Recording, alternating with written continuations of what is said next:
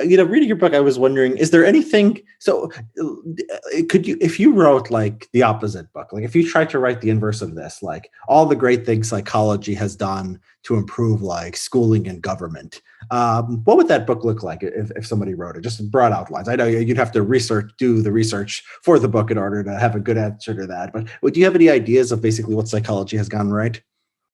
Yeah, that's a good question. I mean, a lot of like what are now viewed as basic insights about in groups and out groups and tribalism and moral psychology.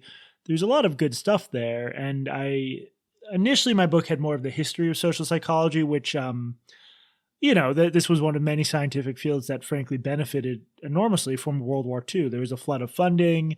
There was also a lot more interdisciplinary research between social psychologists and anthropologists and sociologists that bore some interesting fruit. It was really like in the 50s into the 60s, if memory serves, that social psychology became much more sort of isolated and professionalized at its own thing. And it became a little bit fixated on experimental lab results as opposed to sort of field studies or I guess qualitative work.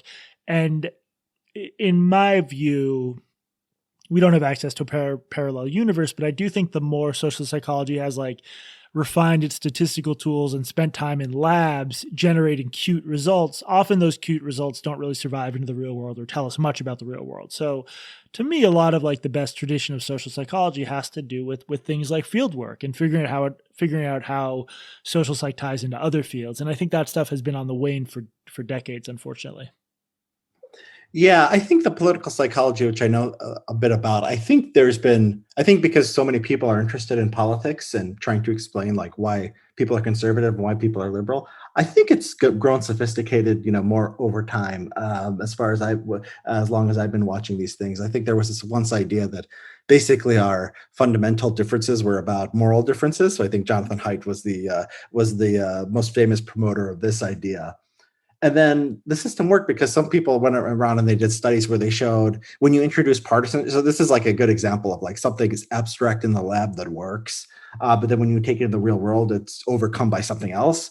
And so when you vary the partisanship of like, the person committing some kind of moral violation, you find that partisanship just overwhelmingly trumps the moral foundations under real world conditions, right? Yeah, well, it's interesting. I might be trying to pitch a piece about this, but I think the response to the pandemic, it's just one thing, but that's like, to me, how useful is the insight that conservatives are more sensitive to disgust and contagion if, in the most important real world example imaginable, the results point in the exact opposite direction? And I'm sure you could come up with a theory for why this is different, why it shouldn't undermine the more general theory of left-right differences. But I find that to be pretty powerful. And you could sort of make the same argument about not that not that we're calling for Russia to be bombed, but clearly liberals were much more sensitive to this idea of Russia sort of making cyber incursions into our elections and manipulating our elections. Whereas it does sort of seem like tribes and partisanship are just about everything at this point, right?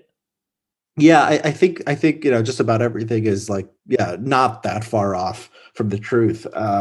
Yeah, so the germ theory, there was this idea that, yeah, the one of the fundamental difference between conservatives and they have an evolutionary story of why this is the case, right? So they'll say you have this trade-off where you want to trade and potentially mate and benefit from outsiders coming into your group and interacting with outsiders. But the problem is they could bring, they could bring a disease with them.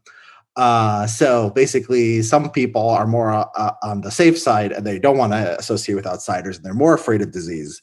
And so other people are more willing to take that risk. And the first group is conservatives who are afraid, they become xenophobic and afraid of germs and so on.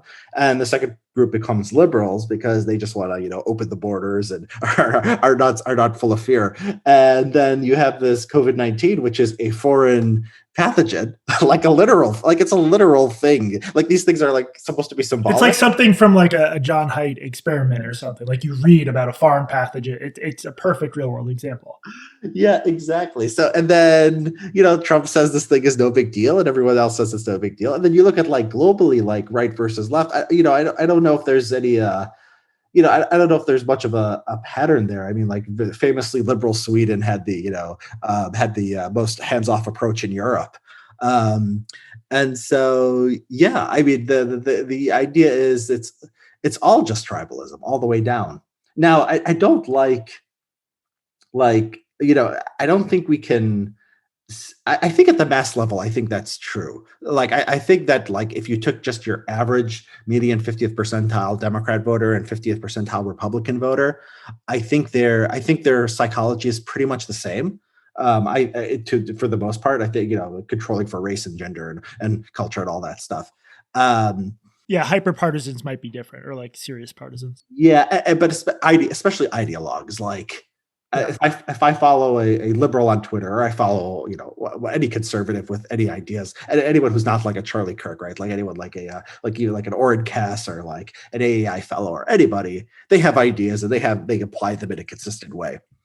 Right. It's just that when Trump gets up there and he says, "Well, this whole thing is from China and it's fake," the average voter Yeah. does not have a lot in they didn't come to their conclusion the same way the AEI fellow did. Right. They just listen to what Trump says and follow him there. So, yeah, so and this is like it's sort of a rediscovery of an older idea. I think the moral foundations. I think why it caught on was it was sort of more. I think it fit with social desirability bias. It's like these differences are deeply rooted in evolution. Like everybody's perspective is valid, and each of them like has something to contribute to the survival of humanity. I think it's a very like sort of kumbaya idea, while the pure tribalism idea is just like they're all just equally stupid, and they're just Yeah, we're all sort of corrupt and bad faith, basically. yeah, exactly.